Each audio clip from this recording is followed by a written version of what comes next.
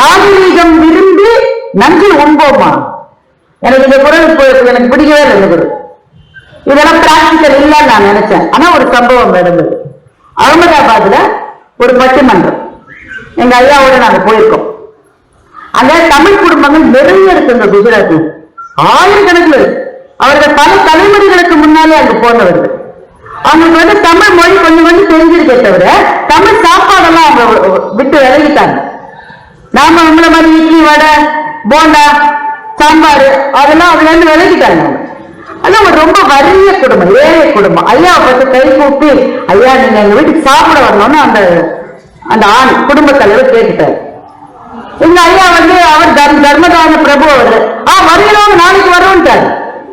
அந்த வீட்டுக்கு போனா டேபிள் சேர் இல்லை. இவருக்கு வந்து தரையில உட்கார்றது கஷ்டம். பார்த்த உடனே நானும் ராஜேஸ்வரெல்லாம் கொஞ்சம் பேக் அடிக்கிறோம்.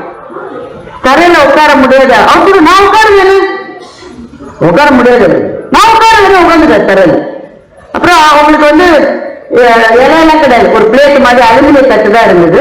அதை வச்சு இவ்வளவு தடியா ஒரு சப்பாத்தி, இந்த குஜராத்காரங்க தான் அவர் சாப்பிட முடியும், சப்பாத்தியை கொடுத்துட்டு அவருக்கு அப்படியே எண்ணெயில நடக்கிற உருளைக்கிழங்கு கிரேவி அதை கொண்டு தான் நம்ம போடு போடு போடு போடு.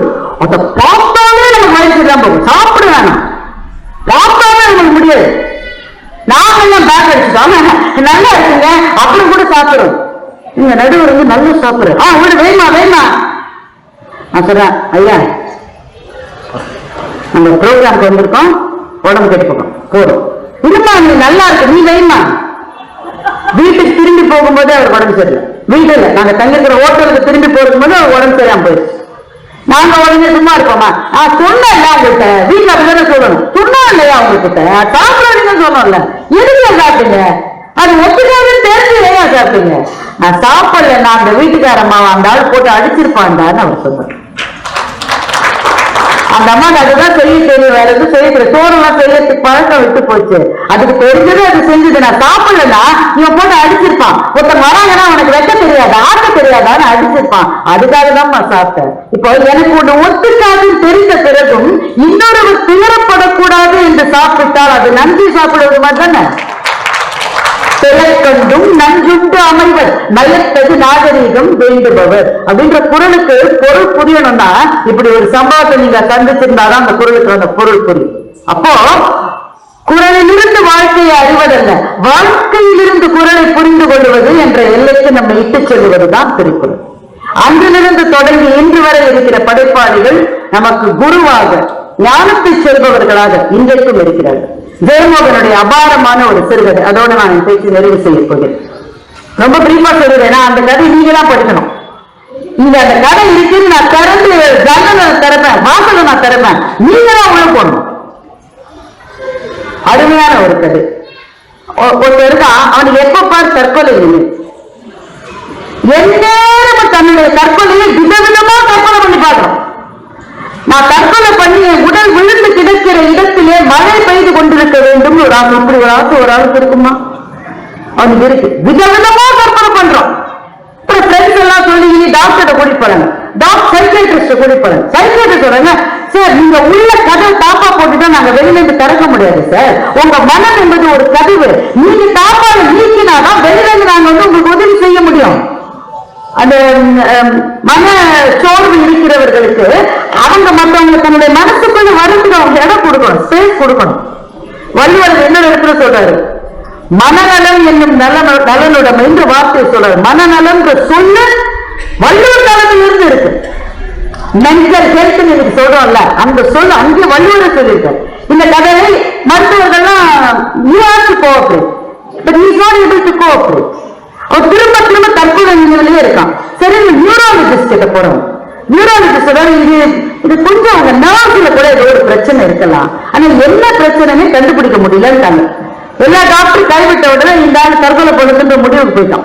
முடிவு பண்ணி எந்த இடத்துல தற்கொலை பண்ணலாம்னு தேடலாம். இது கூகுள் எவ்வளவு இடத்துல நமக்கு உதவி செய்யறது பாருங்க. தேடலாம். மழை அதிகமா இருக்கிற இடம் ஆகும்பேன்னு ஒரு இடம் இருக்கும், மேங்களூருக்கு பக்கத்துல, கர்நாடகா. அந்த இடம் தான் சிறப்புஞ்சி சவுத் இந்தியா.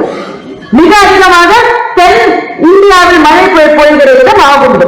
அங்க போய் சாகிறது முடிவு பண்ணிட்டோம். இடத்துக்கு ஒரு லாட்ஜ்ல ரூம் எடுத்து தங்கிருக்க. ரொம்ப மழை கொட்டிட்டே இருக்கு அந்த ஊர்ல, சோழெல்லாம் நனைஞ்சிருக்கு.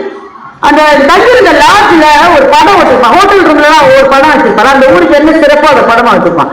அந்த ஊர்ல என்ன சிறப்புன்னு வச்சிருந்தான்னா ஒரு ராஜ நாகம், அதை படமா வச்சிருக்கான்.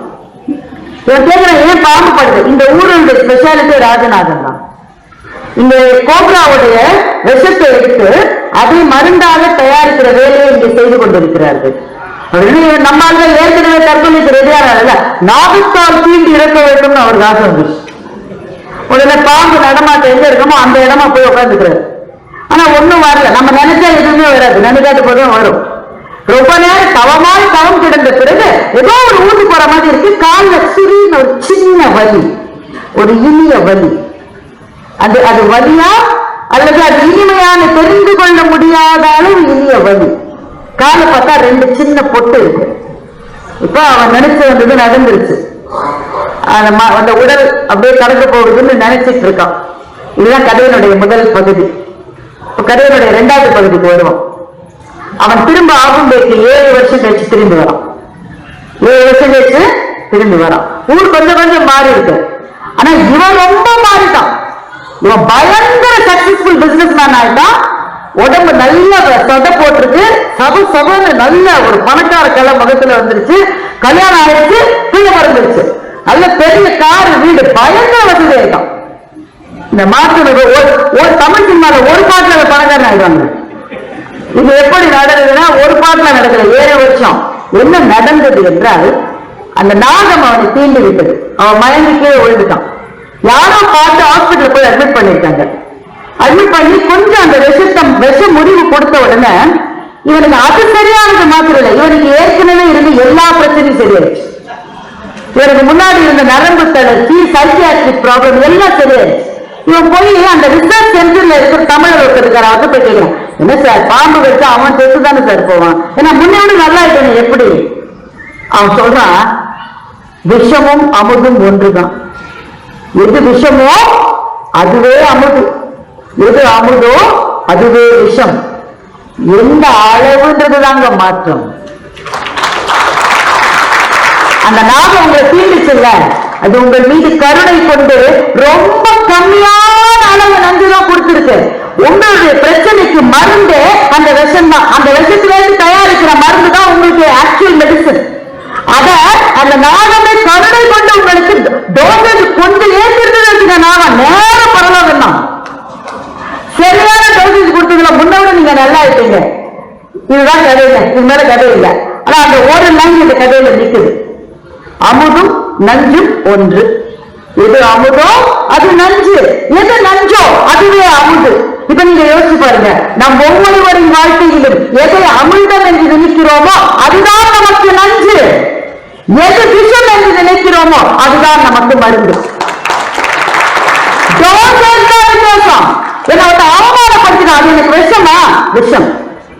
எனக்கு கேவலமா மதிச்சு நடந்தான், என்ன பார்த்து இதெல்லாம் பேச்சாதான் பிறந்தது அப்படின்னு என்ன பார்த்து சிரிச்சான். நீங்கெல்லாம் ஏமா வேலைக்கு வரீங்க அப்படின்னு ஆபீஸ் ஒருத்தர் கேட்டுட்டான். ஒரு ஆள் ஒரு பெண்ணை ரொம்ப விரும்பினான். அந்த பொண்ணு அவனை பார்த்து இலக்காரமா சிரிச்சு, நீ உன்னை கண்ணாடியில பாத்துருக்க எப்போது அப்படின்னு கேட்டுச்சு அந்த பொண்ணு. இந்த அவமானத்தை நாம எப்படி நினைக்கிறோம்? விஷம்னு நினைக்கிறோம்.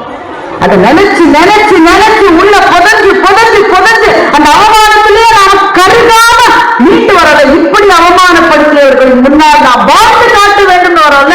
அப்போ எது விஷமோ அதுதான் உனக்கு மருந்து, எது அமிழ்தோ ரொம்ப ஆசை வச்சு அதுலயே அமிழ்ந்து போய் வாழ்க்கையை இழந்தவர்கள் எத்தனை பேர் இருக்காங்க? எதை அமிழ்தம் என்று நீ தேடி போனாயோ அது நஞ்சாகும், எதை நஞ்சு என்று நினைத்தாயோ அது உனக்கு மருந்தாகும் என்றால் இந்த கதை நமக்கு சொல்லுகிற மாபெரும் விஷயம் ஒண்ணு இருக்கு. எல்லாத்தையும் அளவோட லிமிட்டா வச்சுக்கணும் இந்த கதை சொல்லுகிறோம். அது காதலாகட்டும், பாசமாகட்டும், பணமாகட்டும், அதிகாரமாகட்டும், பதவியாகட்டும், எதுவாக இருந்தாலும் உனக்கு அது தேவை. இந்த மண்ணில் வாழ தேவை. ஆனா நிதானமா, கொஞ்சம் குறைவா, மாடரேஷன் ஆங்கிலத்தில் ஒரு சொல்லுது, மாடரேஷன். நிதானமா, ரொம்ப போயிடாதுடா தம்பி, கொஞ்சம் கொஞ்சம் கொஞ்சம் கம்மி. ரொம்ப அதிகாரத்தில் ஆடிடாதுடா, ரொம்ப அதிகாரத்துல ஆடுறாரு. நீ ஏறி போற பாட்டுல நீ வேகமா போற, சுத்தி இருக்கிறவங்க பார்த்து சிரிச்சுட்டு மேல போற.